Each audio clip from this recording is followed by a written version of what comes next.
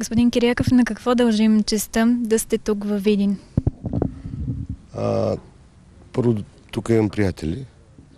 Второ, в предизборна кампания сме и бях така още от самия парламент с Филип Попов се бяхме разбрали, че когато има нужда, винаги ще дойда да му помогна. Да говорим, да разясняваме на хората защо, какво е направено за тези една година, какво предстои. И второто, което аз считам, че след като съм доста така познато лице като олимпийски шампион, аз съм олимпийски шампион на цяла България. И нищо не ми пречи дали ще бъда в Видин, дали ще бъда в Монтана, дали ще бъда в Бургас. Това няма никакъв проблем за мен. Независимо, че съм от друг избирателен район. Доста си поговорихме с хората. Днеска имахме 5 срещи само от сутринта. Хората задават едни и същи въпроси. Така че надявам се, виждам така един ентусиазъм, който тръгват хората. Искат, писнало им е вече от избори предсрочни, писнало им от всеки да им обещава нещо, нищо да не се изпълнява.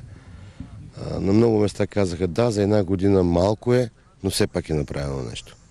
Безвъзмездно ползване на спортните бази, без искане за заплащане на наем от страна на клубовете. Това гласи законопроекта, който от БСП внесоха в 42-то Народно събрание. Вие сте от гражданската квота на коалиция БСП Лява България за област Русе.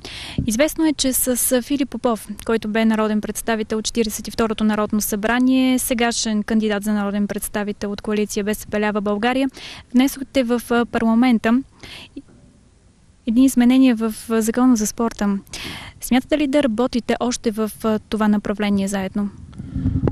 Да, когато има съмишленици е лесно. Законопроекта, който внесахме, това ставаше въпрос за базите. По закон, областния управител или кмета, дори и общинския съвет не могат да предадат базата, ако няма специално законодателство за това, да я предадат безвъзмездно. Значи ние внесахме законопроект, в който да се ползва базата безвъзмездно, без да се налага наем. Защото наемните взаимоотношения убиват клубовете. Ще ви дам само един пример. Дори 2 лева на квадратен метър наем убива един клуб, който получава, да речем, от порядъка на 10, 15, 20 хиляди лева на година субсидиране от държавата, дори 50 хиляди лева да получава.